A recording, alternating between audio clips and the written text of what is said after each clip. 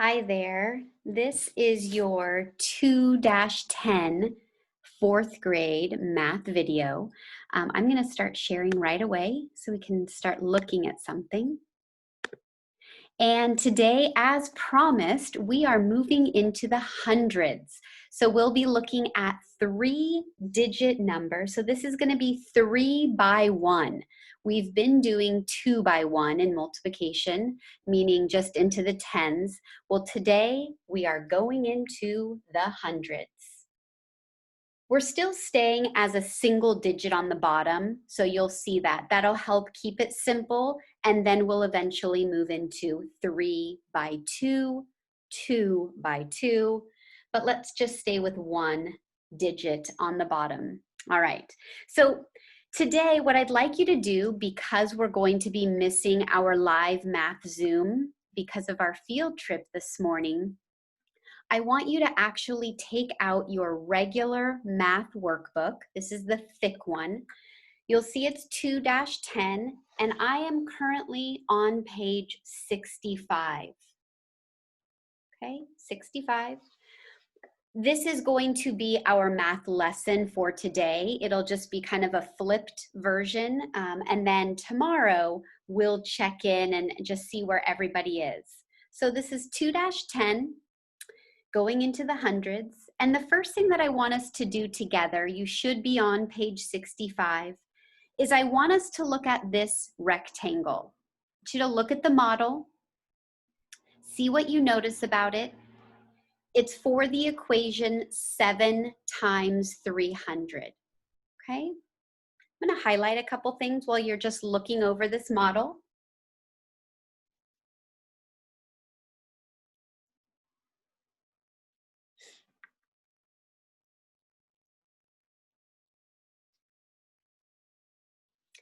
So we know that area models are used to break up larger problems and help us find partial products that we will eventually add together and solve, okay?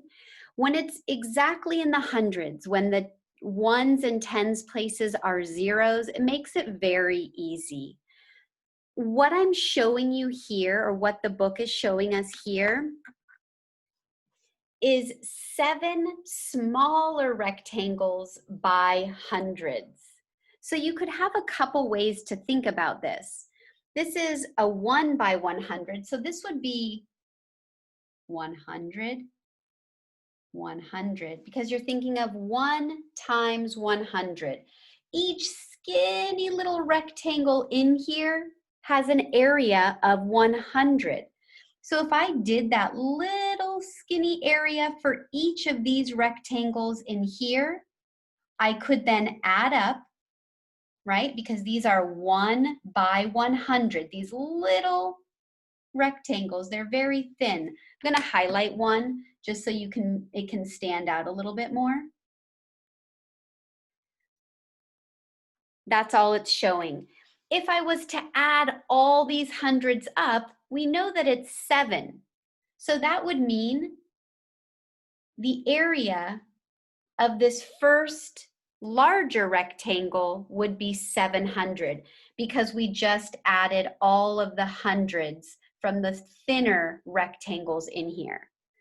I sort of like to think of it as 7 by 100. So a 7 by 100, I could easily write in the area is 700, right? Same for this one. It's still a 7 by 100, showing the area, right? Because that's length times width.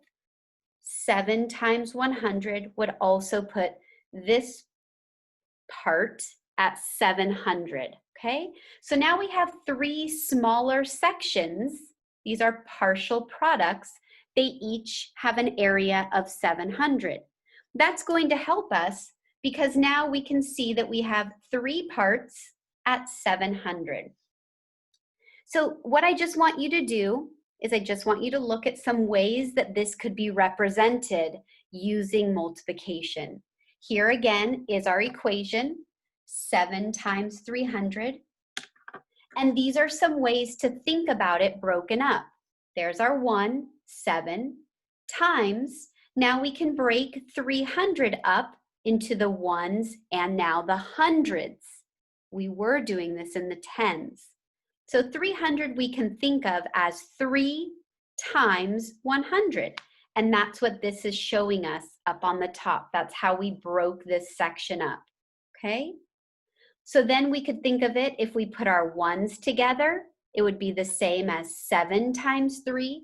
So remember, this is now going that way, right? And then the 100 would be left. So then times 100. So let's look at this. Remember, associative property tells us do parentheses first. 7 times 3 is 21 times 100, because that's what we're multiplying by. And then we put it together. This would be 2100s or 2100. And that would be the answer. That's how they put that together, okay? You're welcome to highlight like I did. And I do want us, we're gonna do this together, just real quickly, okay? How many hundreds are represented in each column of this model? So we're looking up here at this area model. These are the columns, 1 column, 2 column, 3 column. So how many hundreds are in each column? I really broke it out in this first one for you. You are filling this in your book, so you should have a pencil in hand. And I hope you said 7. If you didn't, write it down. That's the answer. Let's look at the next question. Remember, we're using this model to help us. How does knowing that 7 times 3 equals 21 help you find 7 times 300? Think about that for a second. Use this up here to help you. All right, so I wrote a couple things for us. We know that when we break up 300, it equals 3 times 100. So remember, we're talking about hundreds in this unit or this lesson. So it would be the same as 3 times 100, right? There's our ones and then our hundreds. So how can this help us? 7 times 300 would be the same as breaking up our ones, 7 times 3. So remember, that's like these.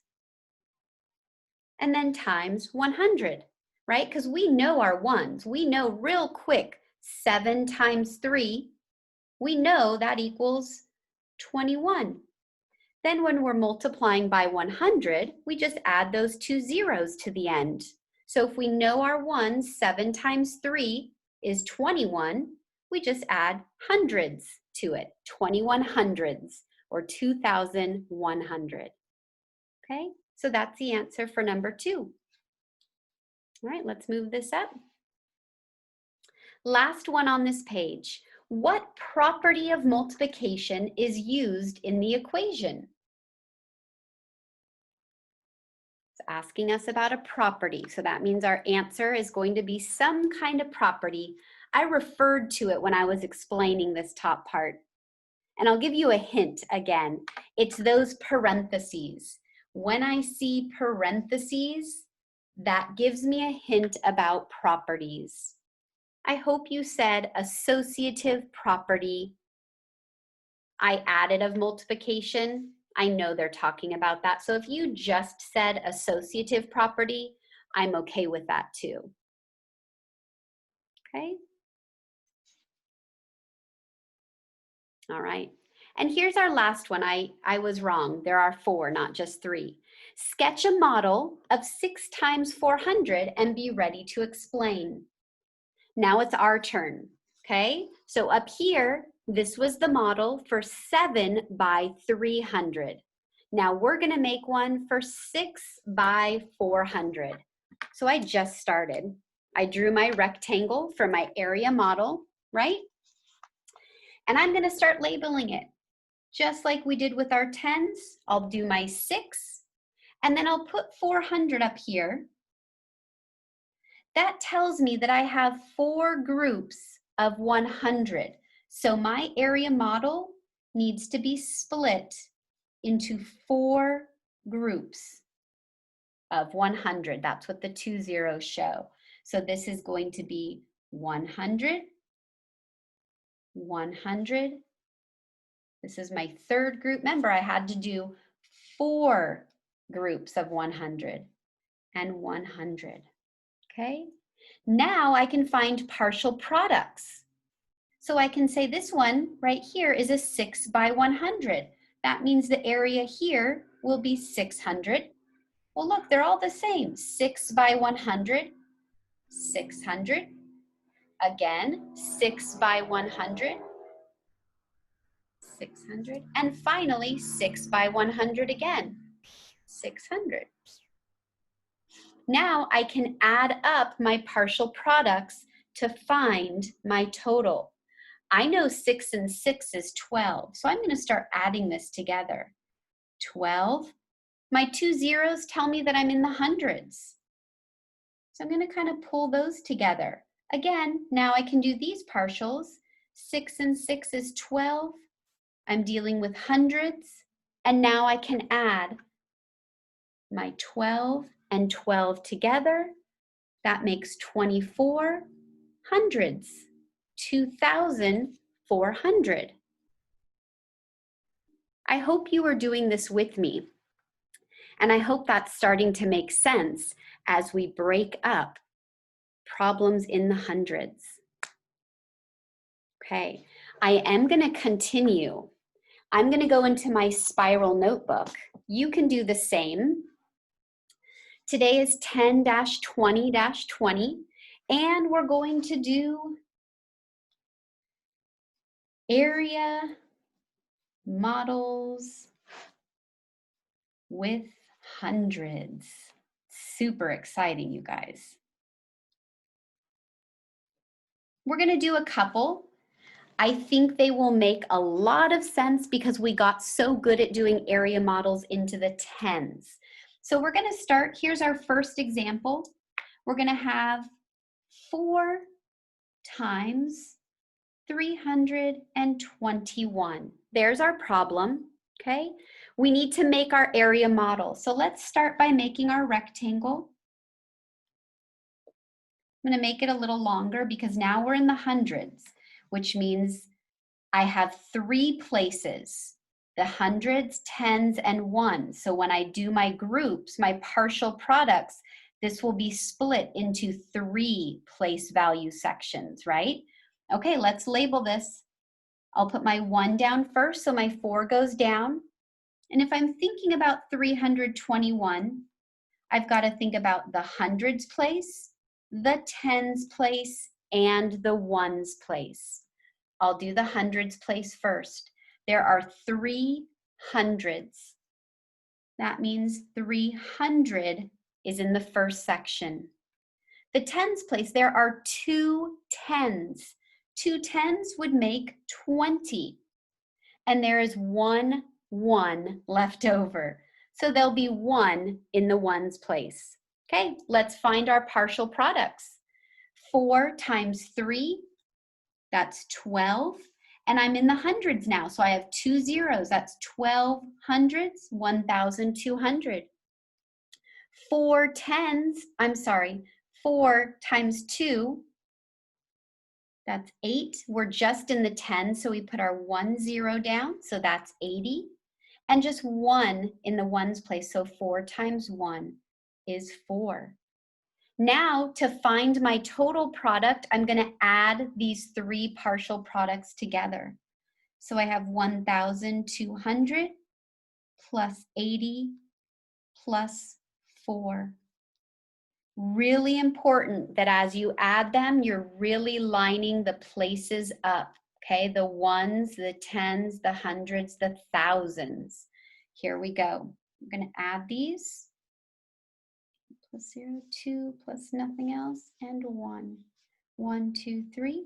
1,284. So the total product for 4 times 321 is 1,284. That's using an area model in the hundreds, with hundreds. Okay, let's try another one. I highly encourage you to try these. They're actually kind of fun. I like them. This time, let's try 6 times 285, okay? So this is going to be our problem into the hundreds. Let's use an area model and break it up into partial products. So I'm going to draw a pretty large rectangle. I'll go out to that red line in my book. Okay, here we go. So I'll put my 1 down first, 6. The number 285, so that's my number in the hundreds that I need to break up. Remember, 3 places. That means this model has to be broken up into the 3 places, okay?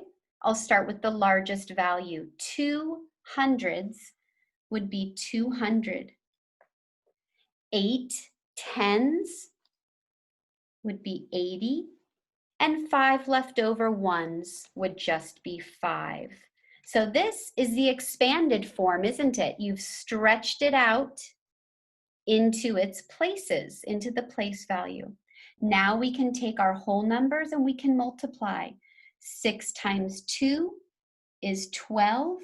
I'm in the hundreds, so I'll add my 2 zeros, 1,200. Funny, it's the same up here, isn't it?